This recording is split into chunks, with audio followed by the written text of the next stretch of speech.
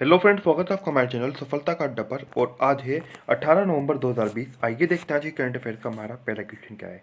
तो आज का हमारा पहला क्वेश्चन है, बिहार की पहली महिला उप मुख्यमंत्री कौन बनी है। यानी कि फर्स्ट यहाँ की जो वुमेन है वो यहाँ की डिप्टी सीएम बनी है। कौन पहली बार कोई यहाँ पर महिला उप मुख्यमंत्री बनी, तो ये महिला कौन है। तो ये है रेणु देवी। कौन? रेणु देवी बिहार की प्रथम महिला उप मुख्यमंत्री बन गई हैं।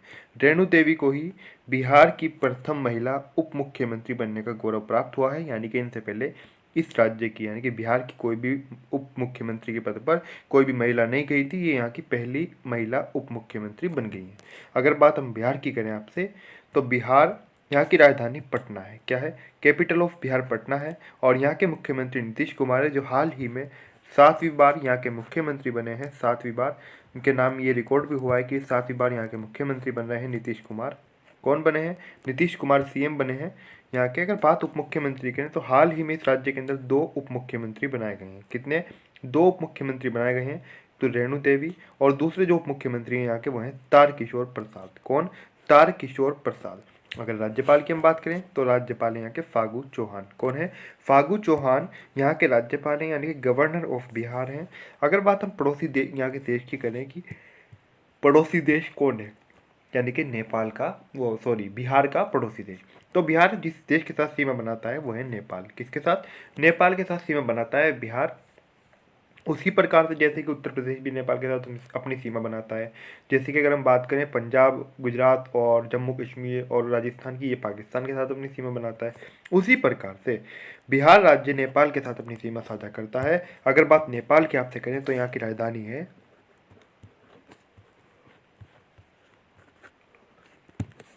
क्या है? काठमांडू यहाँ की राजधानी है। कहाँ की राजधानी है? काठमांडू नेपाल की राजधानी है। आगे बढ़ते हैं, देखते हैं अगला क्वेश्चन क्या है। अगला क्वेश्चन है हमारा, नीलम साहनी किस राज्य की पहली महिला मुख्य सचिव बनी है। तो नीलम साहनी ये पहली महिला मुख्य सचिव बनी है। कौन? नीलम साहनी किस राज्य की? आंध्र प्रदेश की। तो आंध्र प्रदेश की पहली महिला मुख्य सचिव बन गई है नीलम साहनी। ये बात आपको याद रखनी है। अगर आंध्र प्रदेश राज्य की बात करें, तो यहाँ की 3 राजधानियां हैं। कितनी? 3 राजधानियां हैं आंध्र प्रदेश की। कौन कौन सी और कहाँ कहाँ से क्या क्या काम होता है वो भी देखते हैं। अगर बात हम यहाँ की पहली राजधानी करें,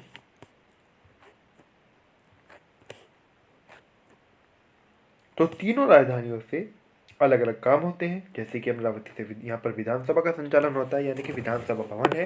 जैसे कि आपने देखा होगा, जो सदन चलता है, यहाँ से विधानसभा की कार्यवाही चलती है, तो विधानसभा की जो कार्रवाई चलती है वो चलती है अमरावती से। कहाँ से?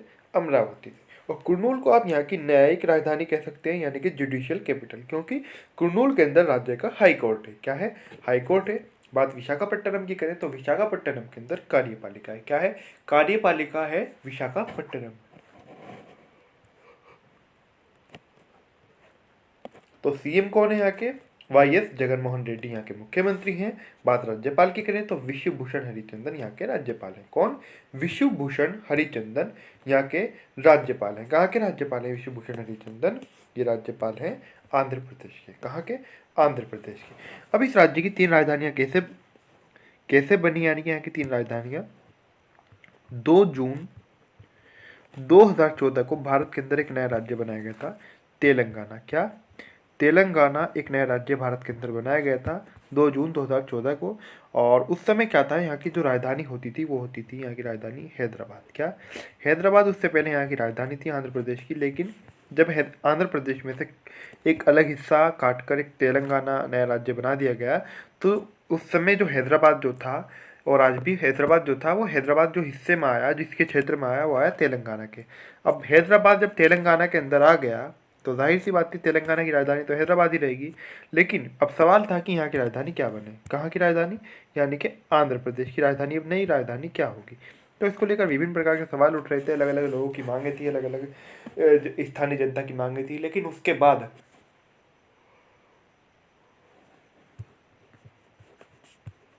सीएम के द्वारा गवर्नर को चिट्ठी लिखी जाती है, यानी कि सीएम के द्वारा गवर्नर से अनुरोध किया जाता है। राज्य के राज्यपाल की अनुमति के बाद इस राज्य के अंदर 3 राजधानी को मंजूरी दे दी जाती है। किसके द्वारा? राज्यपाल के द्वारा। किसके अनुरोध पर?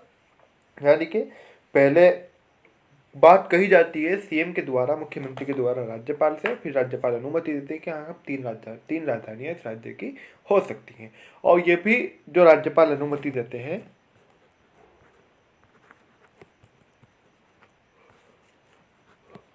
गवर्नर, तो ये अनुमति देते हैं यानी कि वहाँ की स्थानीय स्थिति के आधार को देखकर, यानी कि वहाँ की जो भौगोलिक आधार है वो क्या है, जनसंख्या कितनी है, या फिर इसके अलावा वहाँ के जो स्थानीय कारण होते हैं, यानी कि अपने अनुसार देखकर कि यहाँ पर तीन राजधानियाँ बनाने की आवश्यकता है या आवश्यकता नहीं है।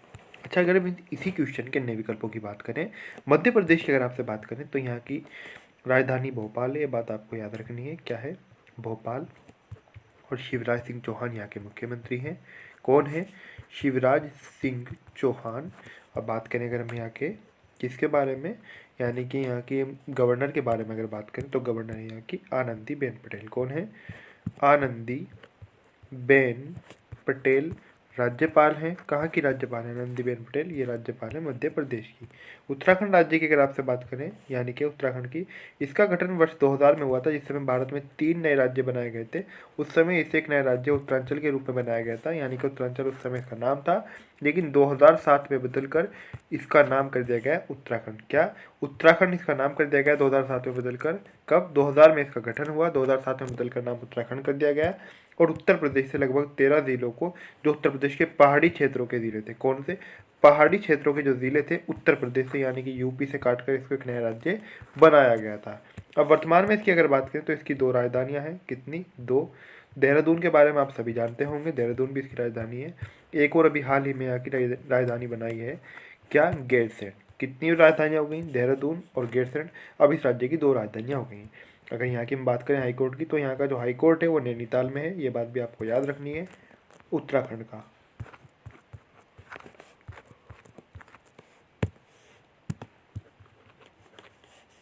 बात अगर सीएम की आपसे करें कि यहाँ के सीएम कौन है, तो वह है त्रिवेंद्र सिंह रावत। कौन है?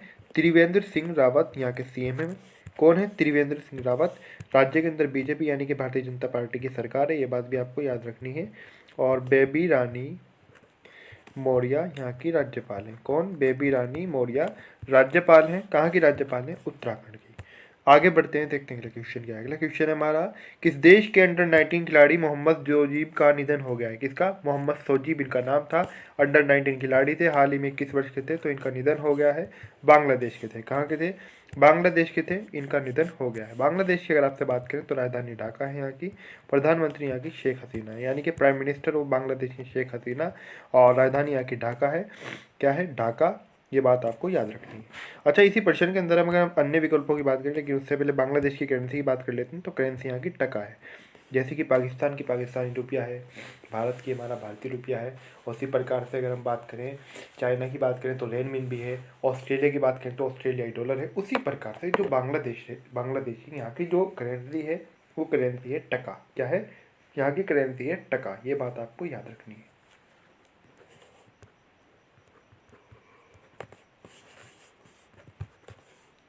बात पाकिस्तान की अगर करें, पाकिस्तान हमारा पड़ोसी देश है, बात आपको याद रखनी है।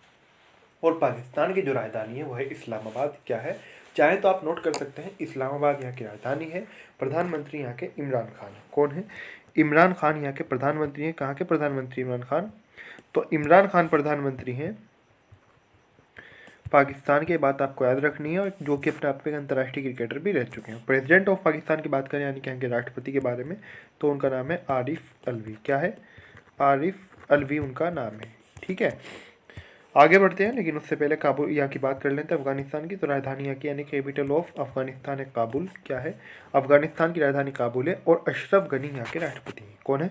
अशरफ गनी। अगला क्वेश्चन है हमारा, नवनीत मनोट को किसने म्यूचुअल फंड का सीईओ बनाया है? क्या बनाया है?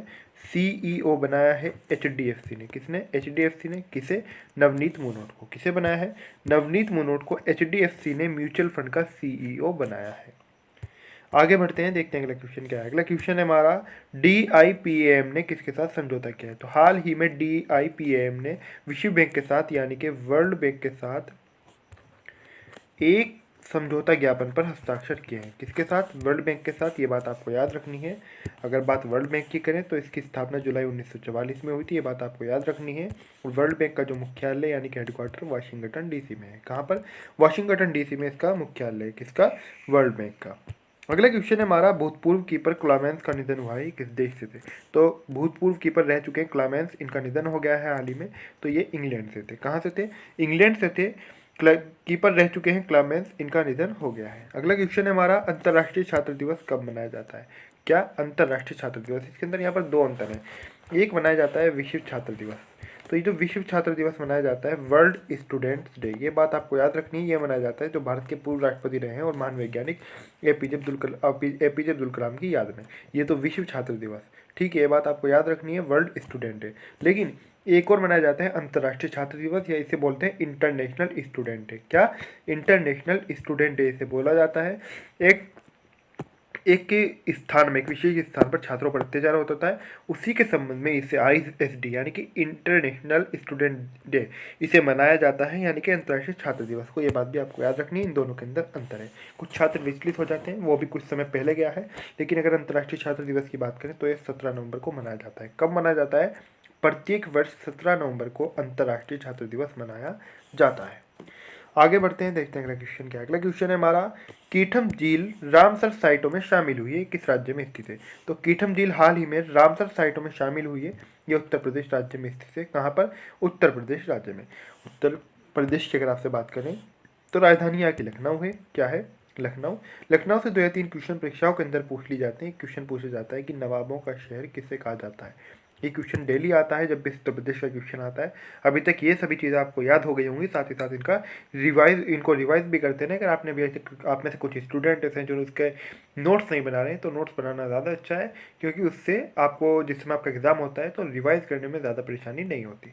और जो स्टूडेंट नए जुड़ रहे हैं वो तो साथ ही साथ इनको नोट्स ज़रूर ही करें। तो नवाबों का शहर कहा जाता है लखनऊ को। और एक और दूसरा क्वेश्चन क्या है कि लखनऊ कौन सी नदी के किनारे स्थित है? तो आपको याद रखना है, लखनऊ गोमती नदी के किनारे स्थित है। कौन सी नदी के? गोमती नदी के किनारे स्थित है लखनऊ।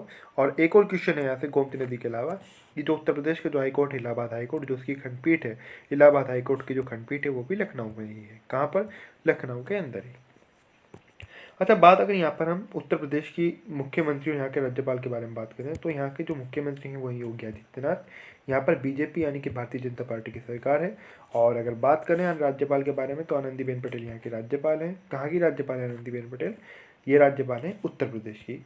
और राजकीय वृक्ष की अगर बात करें उत्तर प्रदेश का राजकीय वृक्ष क्या है, तो यहाँ का जो राजकीय वृक्ष है वो आपको याद रखना है, वो है अशोक। क्या है? अशोक। राजकीय पुष्प पलाश है। राजकीय पक्षी सारस या करोच है यहाँ का। और राजकीय पशु है बारहसिंगा। क्या है? बारहसिंगा यहाँ का राजकीय पशु है। अच्छा, बात अगर उत्तर प्रदेश के अंदर बात करें कितने जिले हैं यहाँ पर, तो आपको याद रखने 75 यहाँ पर जिले हैं। 80 लोकसभा सीटों की यहाँ पर संख्या है। सबसे ज़्यादा लोकसभा सीटें उत्तर प्रदेश के अंदर ही हैं, यानी कि यूपी के अंदर भारत की। और सर्वाधिक जनसंख्या वाला देश का जो राज्य है वो भी उत्तर प्रदेश ही है। ये बात भी आपको याद रखनी है।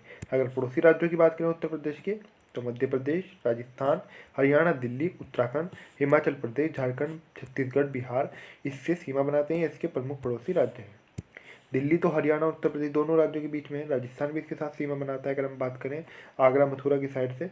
और मध्य प्रदेश भी नीचे आगरा, और फिर नीचे अगर इधर जाएंगे आप उससे बिल्कुल नीचे जाएंगे जिस समय जहाँ से मध्य प्रदेश की स्टार्टिंग होती है, तो वहाँ से सीमा बनाता है।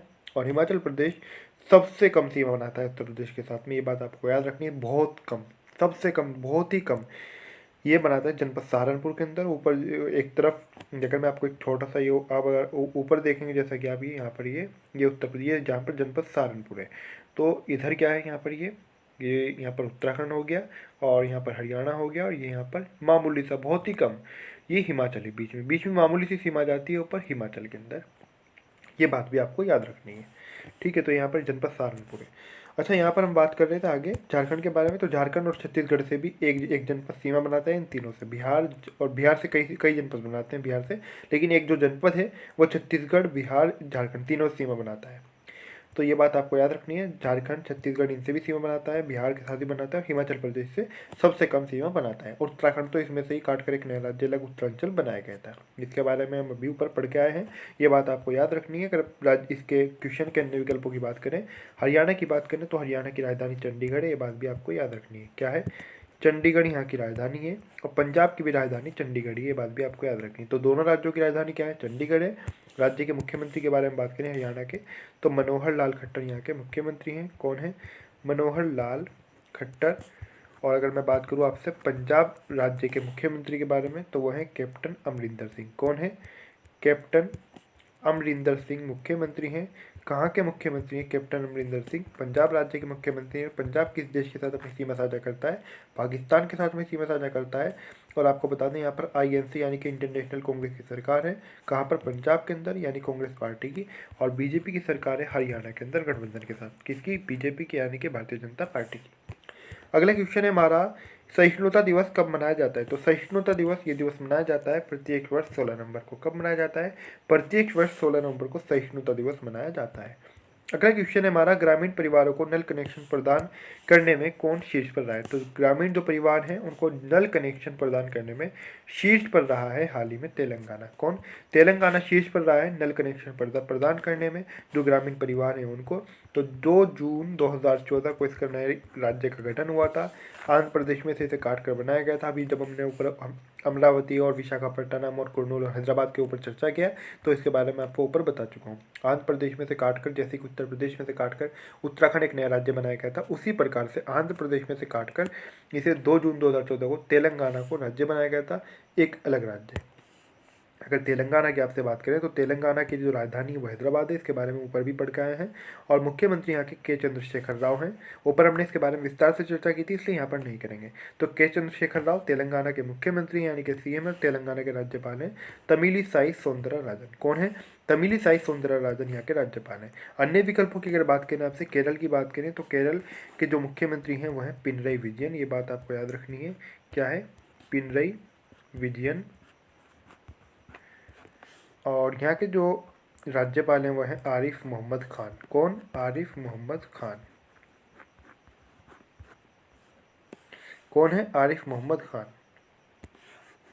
अच्छा, बात अगर हम यहाँ पर करें, अगर यहाँ पर बात करें हम ओडिशा के बारे में, तो ओडिशा जो है यहाँ के जो सीएम है वो है नवीन पटनायक। कौन है? नवीन पटनायक। और जो यहाँ के राज्यपाल हैं वो हैं गणेशी लाल। कौन है? गणेशी लाल। और अगर बात करें यहाँ की कैपिटल के बारे में तो वह है भुवनेश्वर। क्या है? भुवनेश्वर। यहाँ की भुवनेश्वर यहाँ की राजधानी है ओडिशा की। तो आज की जो हमारे करंट अफेयर्स है उन पर समाप्त होती है। आपको वीडियो कैसा लगा प्लीज़ कमेंट करके जरूर बताएं। वीडियो अच्छा लगा तो वीडियो को लाइक करें, वीडियो को शेयर करें। अभी तक आपने हमारे चैनल सफलता का अड्डा सब्सक्राइब नहीं किया तो प्लीज़ जरूर सब्सक्राइब कर दें। सब्सक्राइब करते समय बेल आइकन को प्रेस करना ना भूलें, यानी कि पूरी तरीके से सब्सक्राइब करें। पूरी तरीके से सब्सक्राइब करने से आपको क्या फ़ायदा होगा, क्योंकि हमारी जो भी वीडियो आती है, जो भी क्लास आती है, उसका नोटिफिकेशन सबसे पहले आप तक पहुंच जाता है। इसलिए पूरी तरीके से सब्सक्राइब करें और वीडियो को लाइक और शेयर करना तो ना भूलें। तो कमेंट करके अपनी राय जो भी आपकी है, जो आपको वीडियो कैसे लगी कैसे नहीं लगी, अपना कमेंट करके तो आप ज़रूर ही बताएं।